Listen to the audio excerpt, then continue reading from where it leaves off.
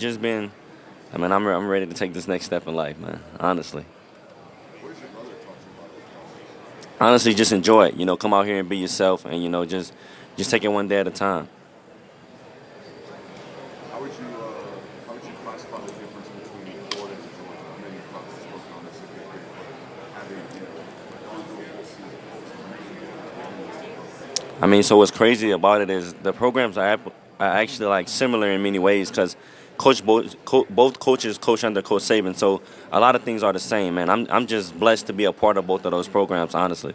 What do you feel is the biggest attribute that you bring to the NFL? I feel like what type of person I am. I feel like I'm a player that makes everyone around me better. And that comes with like having connection with your teammates and understanding and knowing people's why and their story. What do you feel is the one thing that you're trying to work harder on to help you take the next step? Just being more consistent as a person and player, day in and day out.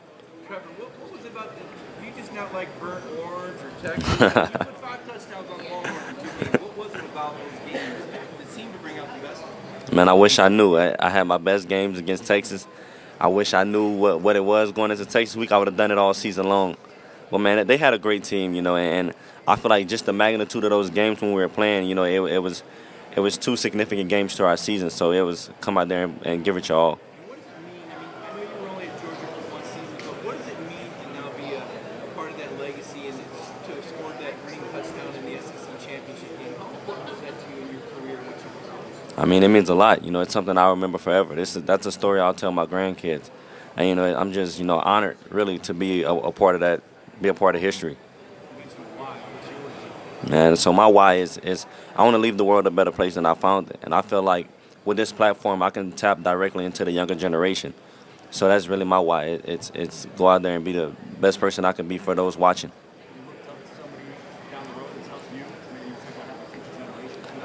Man, definitely. So my brother is where I'm trying to be.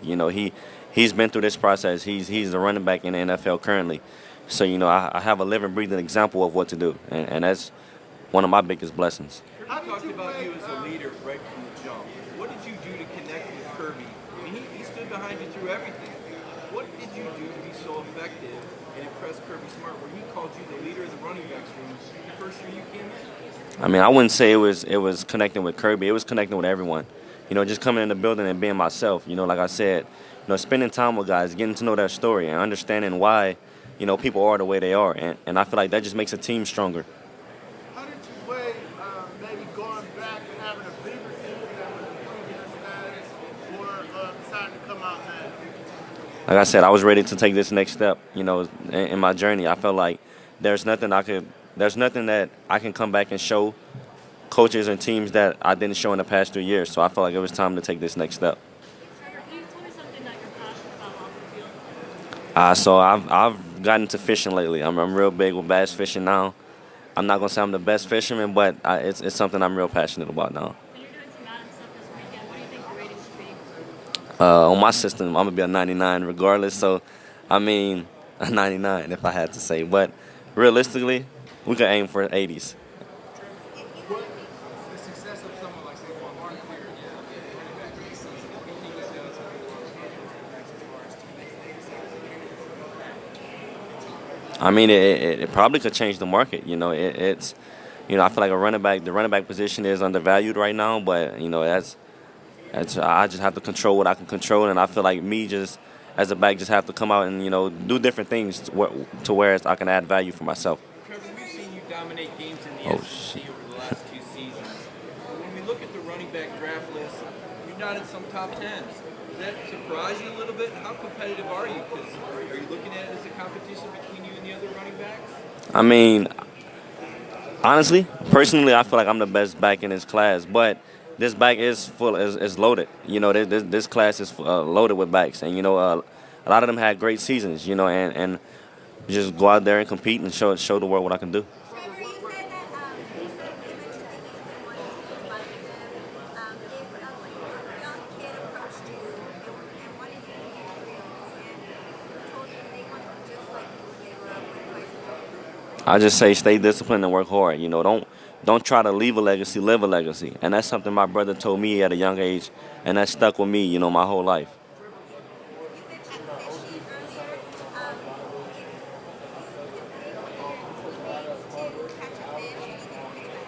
Man, to catch a fish. So I actually went fishing with Jaden Rashada. We had like a competition, and he beat me. That's one thing I can't say, but I feel like it was kind of staged.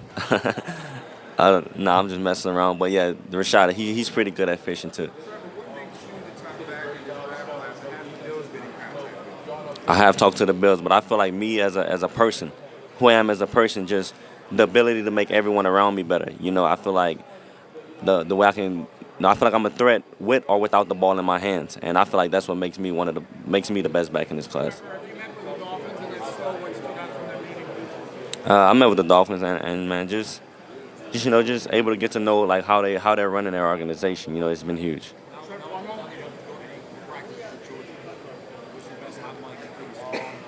I wish I could say it, man, but man, I'm really thankful for Coach Smart. Just the way he pushed me to be my best self day in and day out. Man, if you ever been to a Georgia practice, you know about the microphone. I'm gonna just leave it at that. Definitely, there's times where Coach Smart was in the indoor and I'm outside and he's getting on me on the microphone. And I'm like, it's no way he sees, but he be right, which is crazy. The biggest feedback I've got is, man, just keep being myself. But something I want to work on as a back is just being more consistent. Definitely, I feel like that's one of the biggest part about this process is showing people who I am rather than what type of football player I am. And I feel like that's been huge, because I feel like I have a really great and outgoing personality, and I feel like that will help me along the way. What do you see in Nate Frazier right now this grade, and where do you see Nate's game growing in the future? Man, I can't wait. Nate is one of those guys, as we say. He's him, and I can't wait to see what he does. Actually, that whole running back room, I'm real excited for the next season, and I can't wait to see what they do. My top 3 favorite running backs right now is I go with my brother, of course.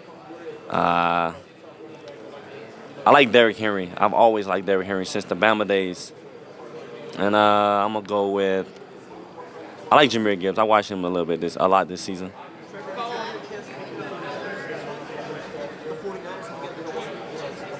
I actually haven't.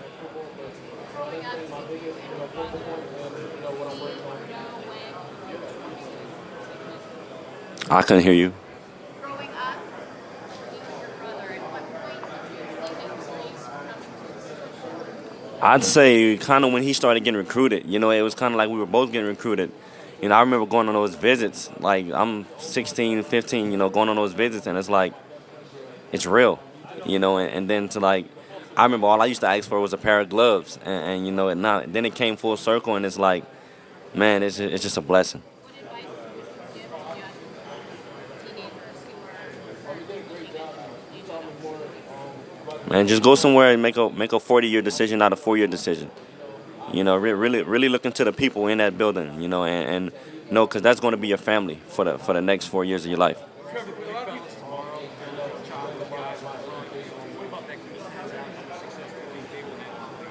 Man, I can't wait to see what they do. It's their mentality. Each and every one of them.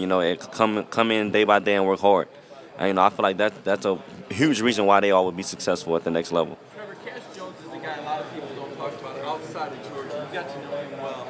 Can you give us a Cash story and tell us what you think about his future next year? Man, I love Cash. Me and Cash had a chance to build like a great bond over the year that I was at Georgia. But man, one of the funniest things that happened with Cash is when he did the horns down in media. Man, that was pretty crazy because I don't have no idea why he done it, man. It was funny. It was funny. Trevor, you played just how healthy were you? How much pain were you dealing with? Oh, nah, man, I was healthy. I was pretty healthy when I got back. And that game meant a lot to more than just me, and it was bigger than me. And I just wanted to go out there and do what I can to help the team be successful.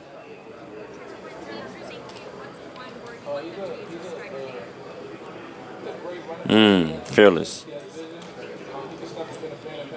talked about fishing experiences. So I know a lot of guys on the football team kind of they enjoy the outdoors, DGD outdoors, that type of thing. Shout out DGD. Is that where you kind of got your, love for fishing or your newfound appreciation for fishing? I kind of really got into it in high school, it's something my boy Tanner East got. He the one that really got me into fishing, but definitely just having a chance to connect with DGD is kind of like where I got back into it. Cause man, it's peaceful. You go out there, you relax. There's really nothing on your mind but trying to catch a fish. And I mean, if you don't, you had a chance to relax.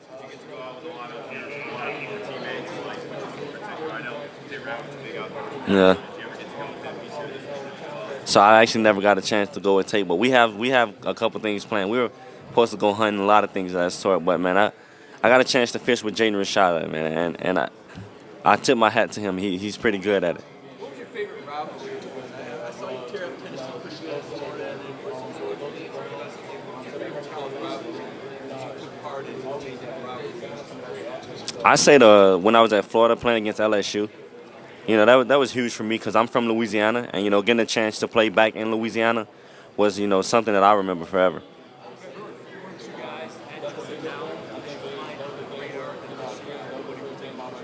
I mean, man, honestly, that whole team. I'm excited to see what everyone does there. It's not just one or two guys that that I could just expect big things from. It's really the whole team. I just can't wait to see how they put it together.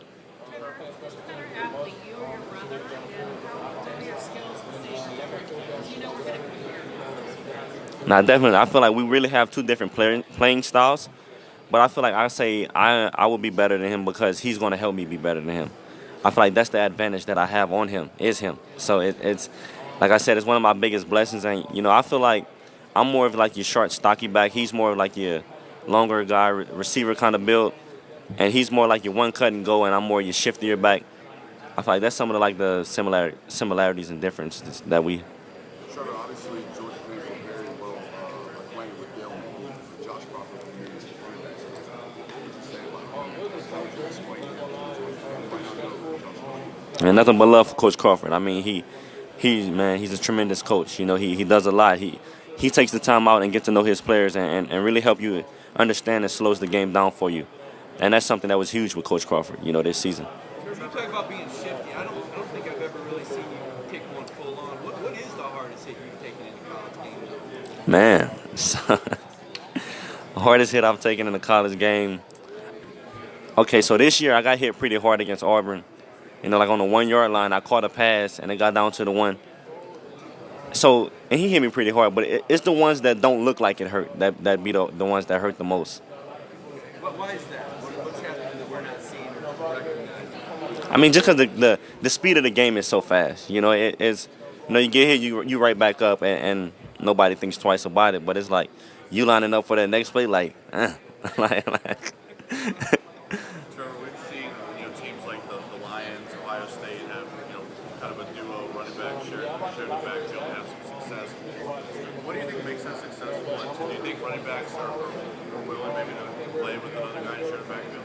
I mean, I feel like as a running back, you want someone that can complement the game. You don't want to be that back that's in there taking 80% of the carries because I mean as a running back, we're already at a disadvantage, in our career. It's so you want to try to, make your career long as possible. And I feel like just not putting that wear and tear on your body when it's and having someone that can help you out, it'll be huge. What running back, current or forward, do you think would complement your game pretty well? I feel like the Etienne brothers in the same backfield would be crazy together.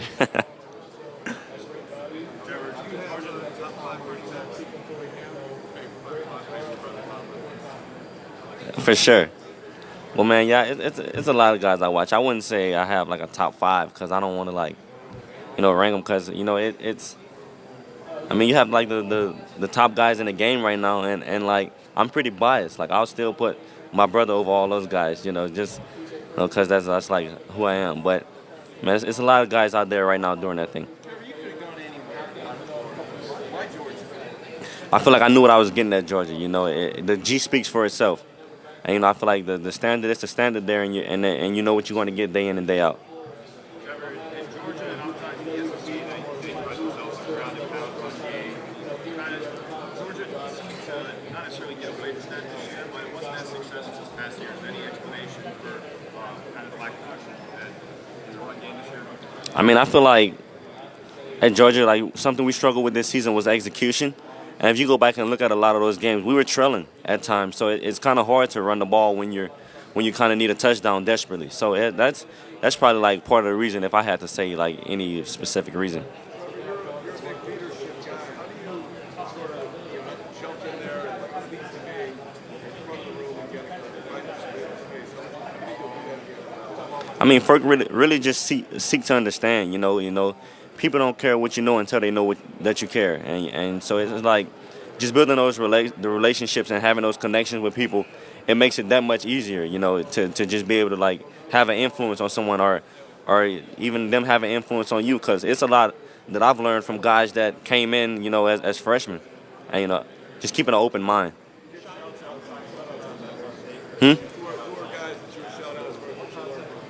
A lot of guys, man. The list will go on forever.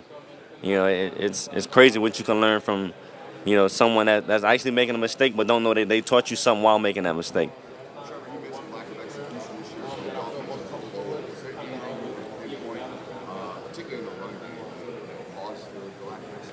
I say definitely, and I'll point the finger at myself. I just feel like this year my eye discipline wasn't the best, on certain runs. It's certain things that I could have done to help in many different ways, which I feel like kind of killed the production of the run game. And, it's just going back, like I said, about myself being more consistent. I feel like I could have helped in that aspect. We'll take two more.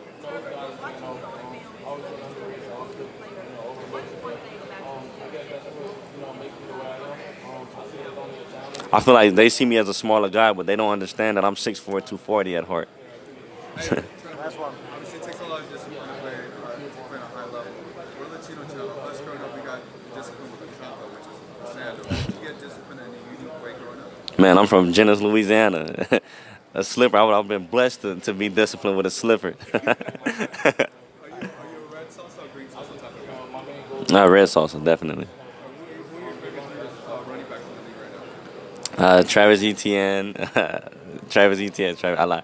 Nah, I go with my brother Derrick Henry and Jameer Gibbs. Thanks, guys.